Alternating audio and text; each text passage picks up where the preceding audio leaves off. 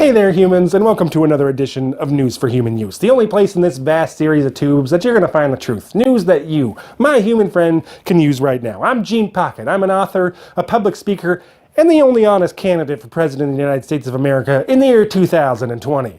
I'm not some out-of-touch career politician who thinks that touching people is going to help him win the election, or some Ivy League professor who thinks that certain genetics should be an advantage in a political contest. I'm concerned about one thing, and one thing only: the survival of the human species. Bots, machines, and artificial intelligences have taken so much already that unless we decide to work together to eliminate the threat, we could be facing total extinction. Our elected officials and the oligarchs who control our economy have retained power by enabling the machines at every turn, letting algorithms decide what news we see and what entertainment programs we watch. And increasingly, these algorithms have become de facto managers in the so-called gig economy. Enough is enough. This country was founded on three simple words, and those words aren't bots, machines, and artificial intelligences. Those words are we the people. It's all about people, human beings. Each and every human being on this planet is unique and beautiful, and here in America, our founders envisioned a future where each and every one of us would have the freedom to explore our unique identity. The founders understood that each and every one of us are endowed with inalienable rights: life, liberty, and the pursuit of happiness. They recognized that to secure these rights, we have to have a government, and the government gets its power from the consent of the governed.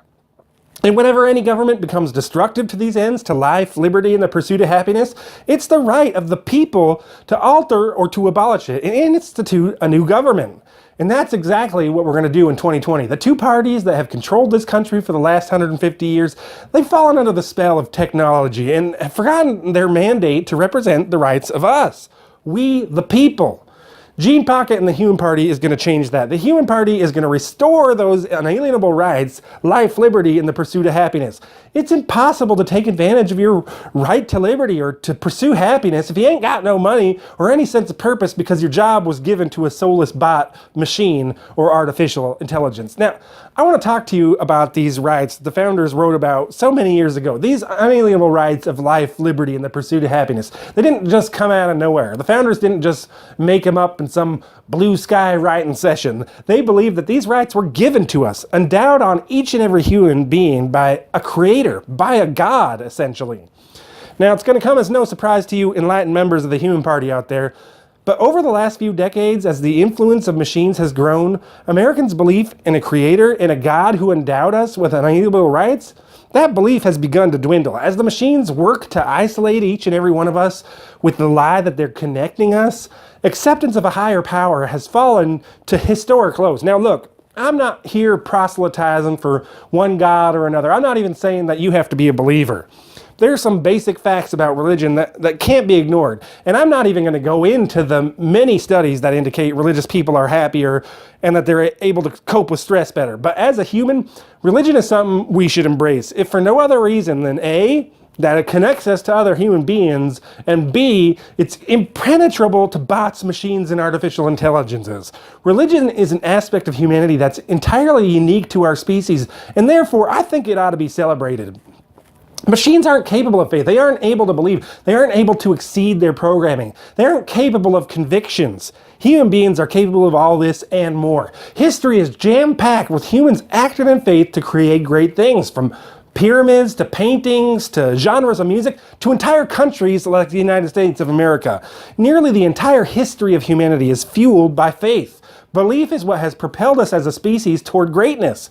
It's only in the last few decades, in the years dominated by bots, machines, and artificial intelligences, that faith and the creative spirit have been ripped apart. You can find proof of the unholy separation of faith and creativity all over the planet. I mean, just look at the stagnant wasteland of music, movies, books, architecture, and theater that have come to dominate our tech-obsessed culture.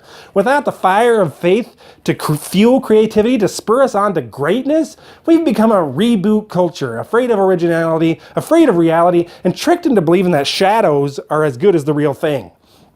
Now, one of the long-standing testaments to the marriage of religion and human creativity that I'm talking about is the Cathedral at Notre.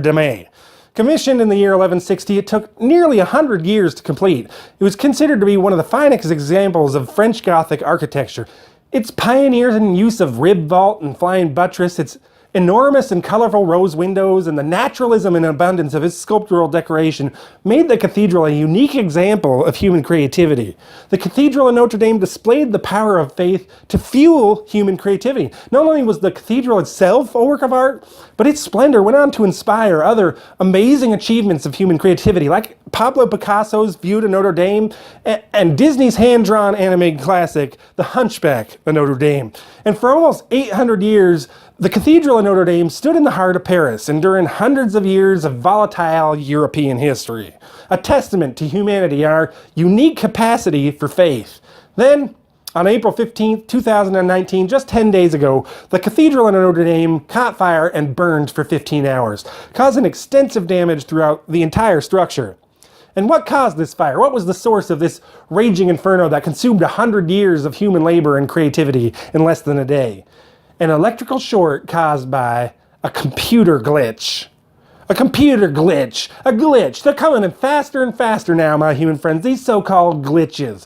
They're killing plane loads of people. They're wreaking havoc on our economic system. And now they're destroying priceless works of human art. The machines won't stop till every last piece of our humanity is destroyed. They aren't content to isolate us with anti-social media. They aren't satisfied with undermining our belief in a creator. Killing us isn't enough for them. Now they're accidentally destroying the very things that prove why humanity is unique and beautiful amongst all creation. We are smack dab in the middle of a full-on war between organic life and artificial life, between we the people and they the robot. It's us or them. I don't know about you, but I'm not going to let this stand. I'm firmly on the side of we the people. And what does online thought leader, human Judas Goat, and leading Democratic contender Andrew Yang think? Well, we already know he's paved the way for the machine takeover by trying to bribe every last American into stepping aside and making way for the machines. Well, his latest proposal has nothing to do with encouraging human creativity or embracing the aspects of our species that make us unique. No, Andrew Yang wants to increase the salary for the President of the United States from $400,000 a year to $4 million a year. Most of us can't even dream of making $400,000 in a lifetime, much less in a single year. But that's not enough for tech millionaire Andrew Yang. It's not enough that he's already raised over $600,000 from hardworking Americans who've been duped by his humanity first BS. He still wants more money. He's running for president to make himself rich, not to make sure that the tragedy at the Notre Dame Cathedral never happens again. He'd rather gain money off displaced labor than profit his soul through the results of human creativity and unique ingenuity. Andrew Yang is emblematic of the technological rot that has corrupted the brains of too many people in this country. I'm begging you, if you're watching this video, take a leap of faith. Turn off your computer, your tablet, or your phone. Disconnect yourself from the danged internet and connect yourself to the world around you. The beauty of creation in the real world. Connect yourself to real live human beings. I don't care how you do it. Go to a bar, go to a coffee shop, join a book club or a tabletop gaming club. Get involved with a political party. Go to church. We have to come together to embrace the full potential of our human creativity. It's only together that we're going to be able to defeat the threat of bots, machines, and artificial intelligences. And that's why I'm going to be here every Thursday bringing you news and updates that's fit for human use. Be sure to share this video with the people that you care about. Maybe you know someone who's been affected by a so-called glitch. They need to hear the truth about what's going on. In the meantime, don't forget to visit www.genepocket.org. That's GENEpocket.org. Where you're going to find all kinds of information about my campaign, the Human Party, and most importantly, the link to our donation page. Donate today if you agree that we need to keep America human. Also at genepocket.org, you're going to find a free downloadable book as well as an album of songs created by the young members of the Human Party called Robots Can't Write Poetry. Human creativity is not just welcome in the Human Party, it's a way of life. Hit subscribe and ring that bell for notifications. I'm Gene Pocket, and until next week, I wish good things for you, good things for the United States of America, and all the best to the human race. Thanks, and have a great week. We're not gonna